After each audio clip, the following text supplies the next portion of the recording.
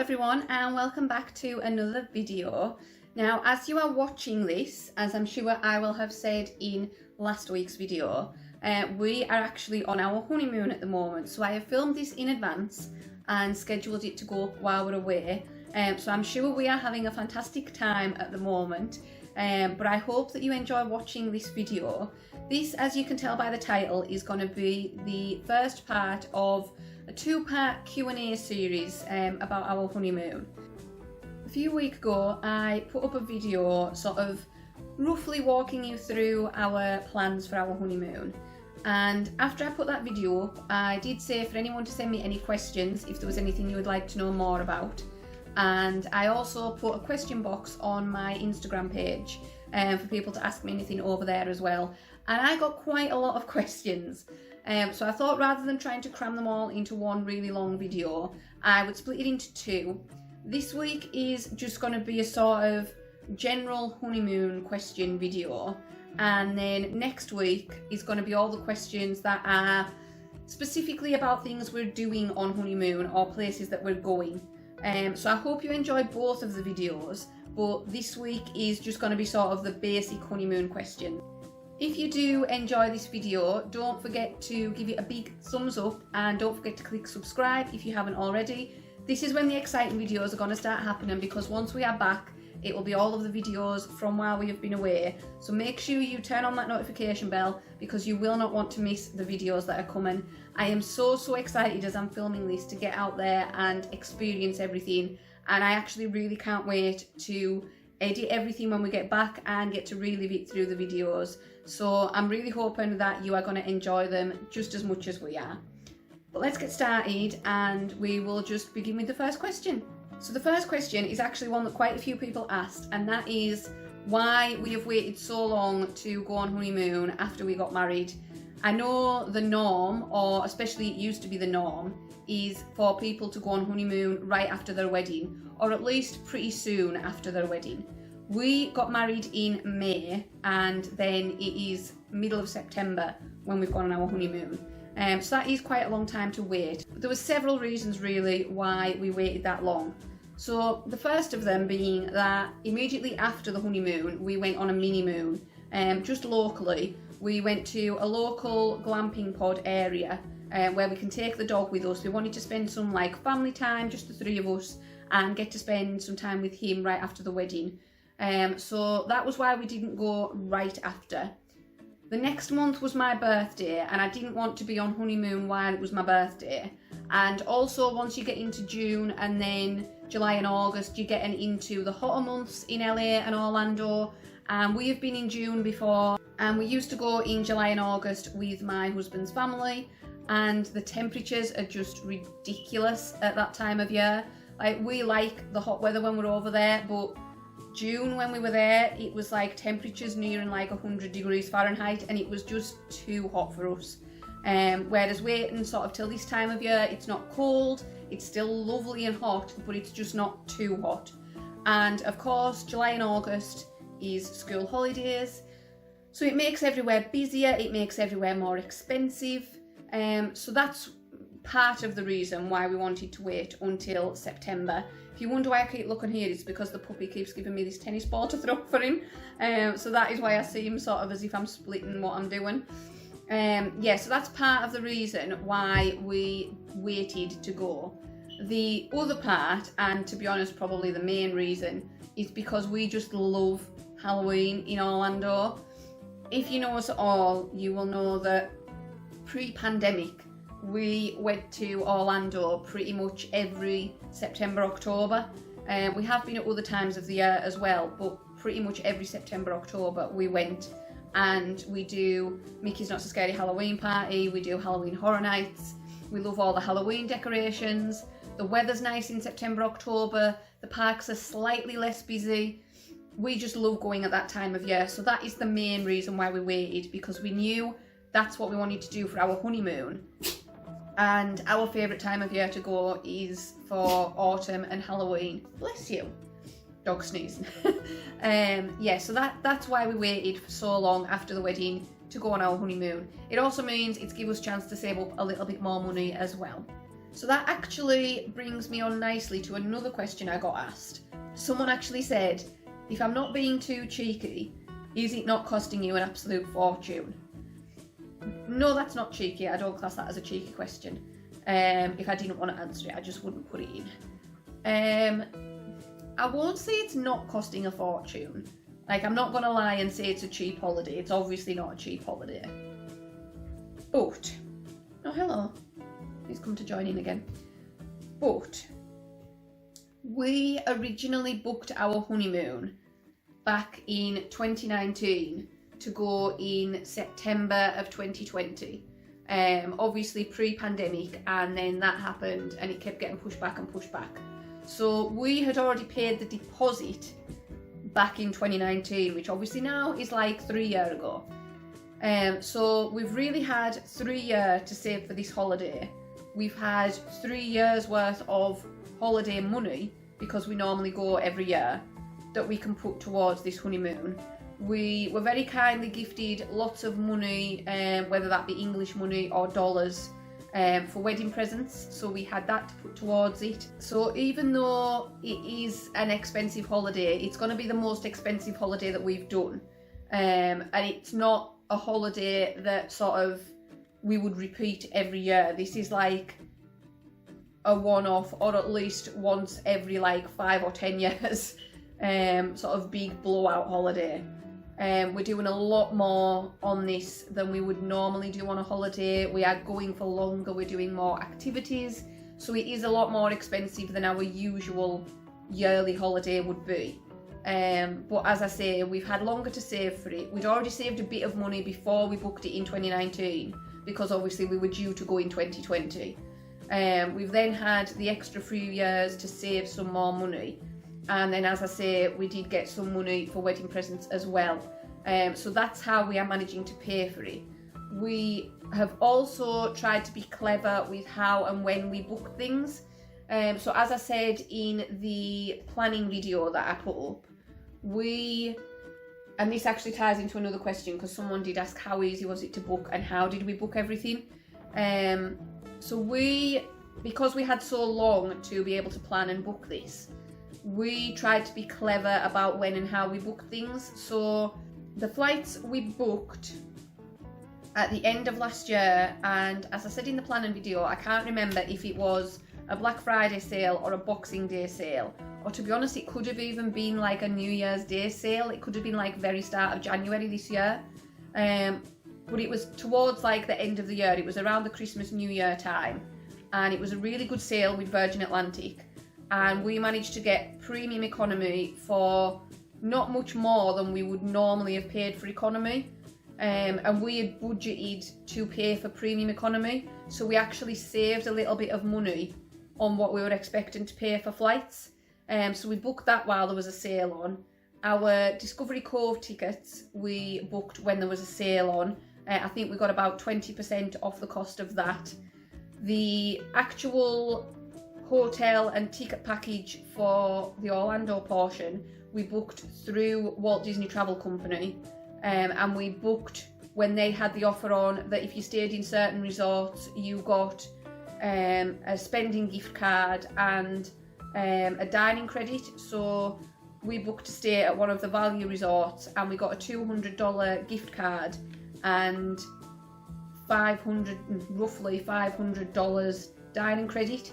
So that adds like an extra $700 onto what we have to spend while we're there. And then everything else, like the hotels for while we're in LA, the like tours and experiences, we shopped around to find the best places to buy tickets. The hotels, anytime there was a sale on, we checked to see if it was at a price that we were happy with. We basically didn't pay for anything until it was equal to or lower than a price we knew we were happy to pay. So I think a lot of people look at a holiday like what we're doing for our honeymoon and see how much we're doing and think we must just sort of pay the price that everyone sees it advertised as or whatever, and that's going to cost a fortune. But we shop in sales, we go through top cashback, so everything that I've booked I've checked to see if the website was on top cashback, and if it is, I've gone through that. So we have actually made roughly £150 back in cashback from the things that we've booked, and we've then got another £100 coming back to us after we've been, because the Walt Disney Travel Company are on top cashback, but you don't get the cashback until you've been, because obviously you could book it, get the cashback and then not go. So we've got another £100 coming back to us after we get back off honeymoon as well. So that is another big thing I would recommend. Places like Top Cashback, Quidco, all the places that offer like a little bit of money return when you book something you'd be booking anyway, can all offset some of the extra costs. And there is things that we have not scrimped on, but things that we've definitely gone for a more budget option. So like our airport hotel, in previous years when we've gone on holiday, a lot of the time we have stayed at the Radisson Blu, which is a slightly more expensive hotel. We have normally paid about £100 to £150 for the night before our flight. This time we are staying at a Holiday Inn Express, and that has only cost us £60. The hotel that we are staying in Anaheim is definitely one of the more budget-friendly hotels. There's a lot more expensive hotels in that area, but this one is close to the park, it's got good reviews, and it looks clean. So that was all we were really bothered about, and it's definitely a much more budget-friendly one. That was a little bit cheaper than we were expecting to pay. So there is definitely ways to save money on a holiday like this and to make it not cost quite as much as you think it would. So I'm not going to lie and say it's a cheap holiday. It's definitely not a cheap holiday, and we won't be spending this much on a holiday ever again probably, but it is our honeymoon, so we did want to make it the best holiday we could possibly make it. So that is why we've booked everything that we have. So yeah, definitely not a cheap holiday, but probably a lot more affordable than you would think it would be. Shopping sales, wait till things that are at a price that you're happy with. Go through cashback websites like Top Cashback or Quidco. Yeah, just look out for any money saving opportunity that you can, and you'll probably find that it's a lot more affordable than you would expect it to be. As for how easy it was to book, that is a really hard question, honestly, to answer. For us, it was relatively easy because for a long time we haven't used travel agents. We have booked everything DIY, as they say. We've booked everything ourselves. So since probably about 2013, 2014, we have always booked everything for our holidays ourselves. So like we've booked flights and hotels separately, we've booked tickets separately to that, we've booked like tours and everything from different websites. We've always booked everything sort of spread about, rather than going to a travel agent, telling them what you want and then booking it all for you as a package. So for us, it was really easy to do it that way. If you're used to booking package holidays where everything's just done in one go, you maybe would find it a bit overwhelming and a bit hard to sort of properly decide what you want to do when and what to book through where. I basically made a list of everything that we wanted to do on honeymoon, everywhere we wanted to go, and then I spent a lot of time on the internet, on forums, Facebook pages, TripAdvisor, looking at reviews of things, and I basically made a list of all of the different ways we could book everything that we wanted to do, and then I spent time looking for the best value way of doing that, which, as I say, if you're just used to booking everything as a package holiday with a travel agent, or even not as a package holiday, but if you're used to going to somewhere like Trail Finders or somewhere like that that pieces everything together for you, it would possibly be difficult to do it yourself. So if you aren't used to booking everything yourself, I would recommend you going to one of these travel agents that will piece it all together for you.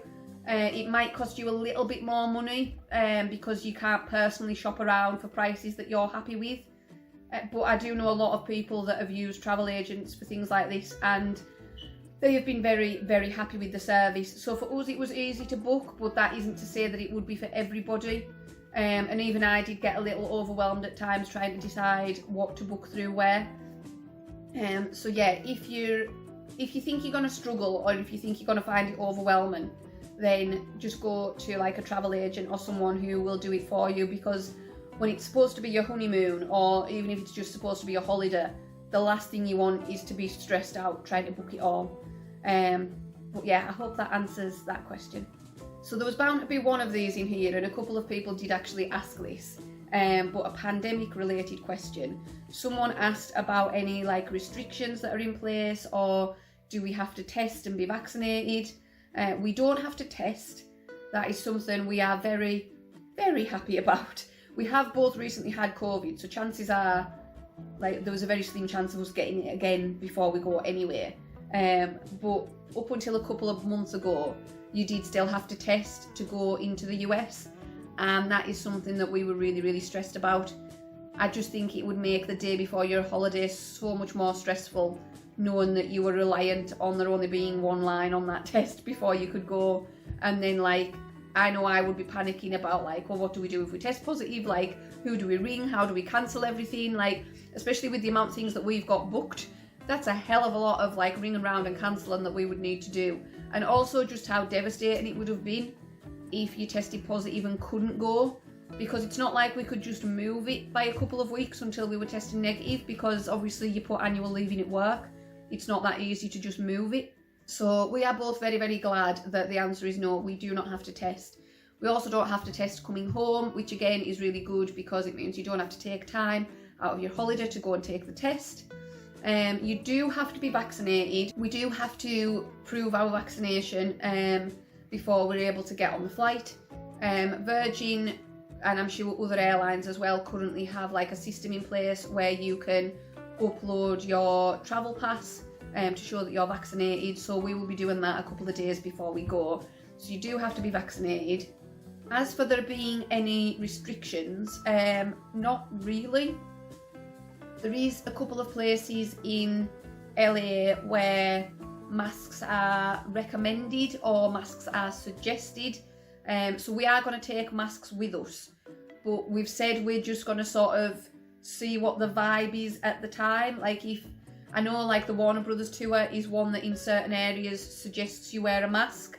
So we've said we're going to take a mask with us each, and if everyone else is wearing them, out of like courtesy to everybody else, we will also wear them. But if nobody else is, then we don't feel the need to.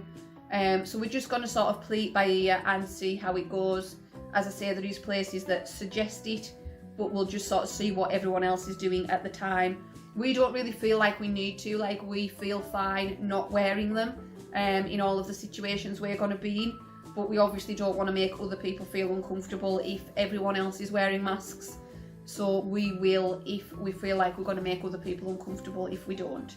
But that is pretty much the only restriction. There's no other restrictions in place at the minute, and fingers crossed as you're watching this and we're there still won't be. But yeah, no other restrictions, which we are very, very happy about. Now on to a very exciting but a very, very difficult question, and that is what am I, or what are we possibly, because it just said what are you most looking forward to. I can only speak for myself because obviously Richard isn't here to answer, he's at work, and he probably wouldn't come on the video and answer anyway. I'm pretty sure his answer would be Halloween Horror Nights anyway, because that's like the best thing ever in his opinion. I do agree it is amazing, but he's definitely a lot more obsessed with it than I am, so that is definitely what he's most looking forward to. As for me, it is such a hard question. I'm really looking forward to being on holiday in general. We haven't been on an abroad holiday since 2019 together. Richard went on his stag do at the very start of 2020, but together we haven't been on holiday since 2019. So I'm just looking forward to the whole holiday experience. I'm looking forward to just being in LA because I've never been before. So I'm looking forward to seeing new places and trying new things. I am really looking forward to being in Disneyland because obviously it's the original park. I'm excited for the VIP tour at Universal Studios Hollywood. I'm excited for our photo session in Magic Kingdom in Orlando. Obviously I'm excited for Halloween Horror Nights and doing the sort of behind the scenes Unmasking the Horror tour. I'm excited for a day at Discovery Cove because we haven't been there in so long. I'm just excited for all of it. Like I'm literally excited for everything. Like as I'm filming this, obviously it's still a week or so away. But I am excited to pack. I am excited to get to the airport. I am excited to be in the airport lounge because we've booked that this time. I'm excited for the flight, even though it's 11 hours and I will probably be itching to get off the plane by about hour 7. I am just literally excited for every single part of this holiday, even the parts that I wouldn't normally look forward to. Like I'm not the biggest fan of flying and being on a plane for 11 hours, but I am just looking forward to every single part of it, and I think that is something that is so good about the fact that we haven't been on holiday together for so long, is it just means it is going to be so much better and so much more exciting, and we're just going to be so much happier when we get there. So yeah, I'm really sorry that I can't be more specific with that, but I'm just excited for all of it. Next we have a couple of packing questions. The first one being, what are my must pack items? That's quite a broad question. Okay, I don't know if you can tell, but I have looked at these questions before I've started filming, but I haven't really thought about my answers. So these are very like off the cuff, unplanned answers. So I'm having to sort of try and think on my feet as I go. My must pack items. Okay. I always make sure to pack a few different types of shoes, because if you wear the exact same type of shoes for your whole holiday, you're guaranteed to get blisters or sore feet. So I always try to make sure I've got a pair of trainers, a pair of sandals and a pair of flip-flops, so that you can have a bit of variety, and I switch them out from day to day.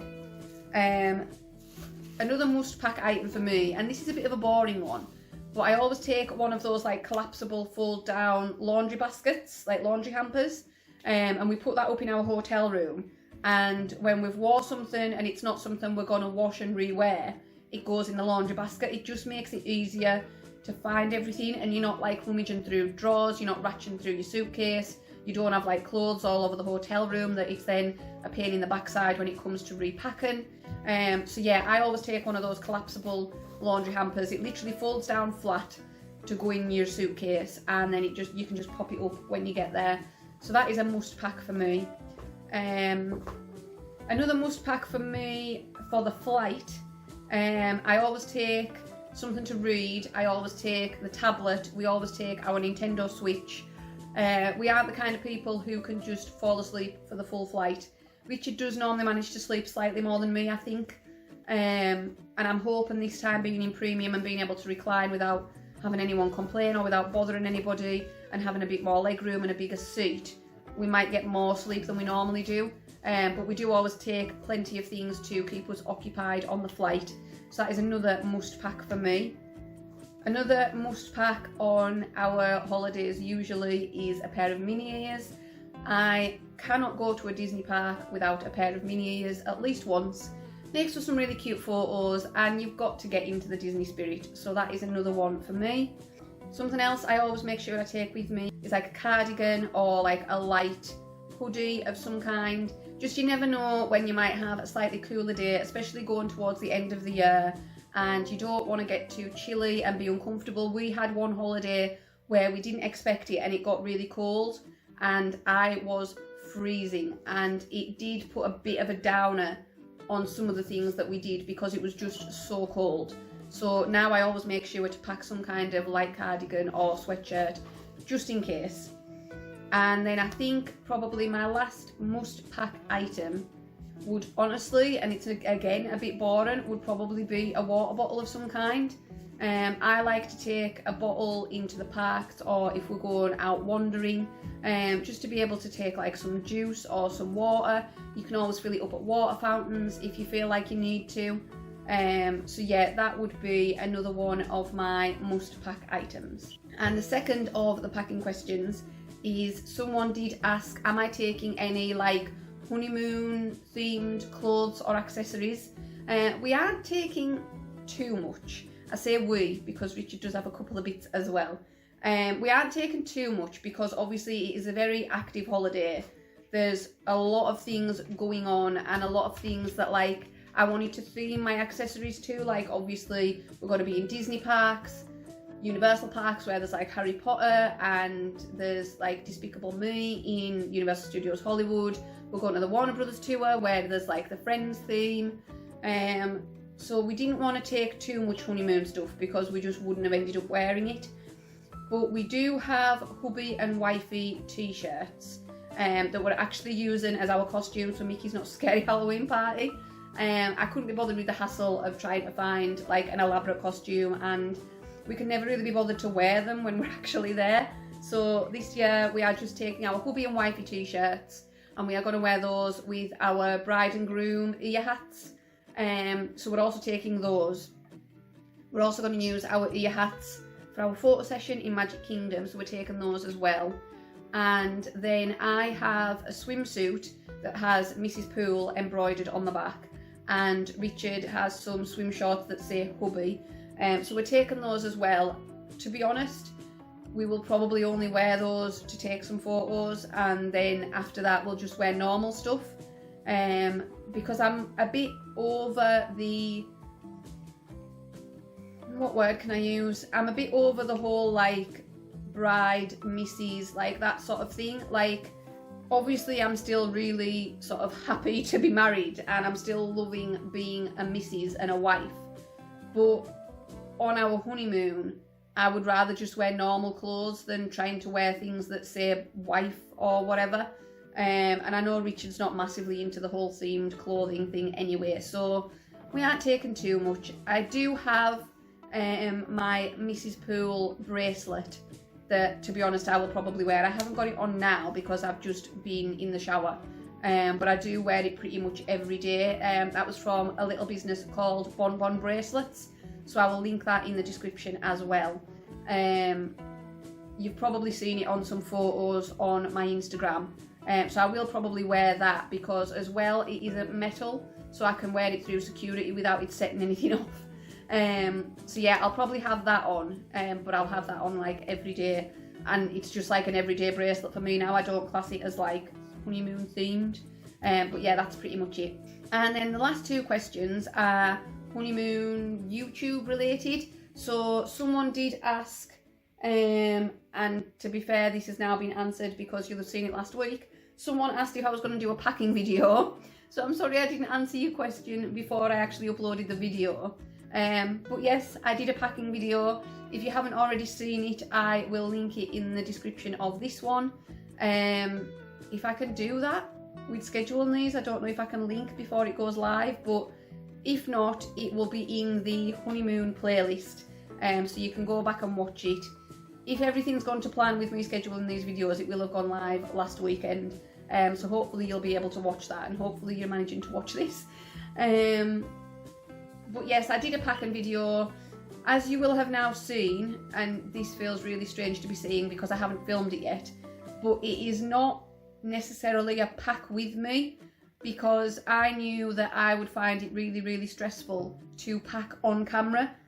I would probably have ended up packing on camera and then unpacking everything and repacking it to make sure I hadn't forgot anything. I wouldn't be able to concentrate on making sure I packed everything as well as filming the video and telling you what I was packing. So I'm going to actually film it next week. This is very confusing because I haven't filmed it yet, but you're already going to have watched it when you're watching this one.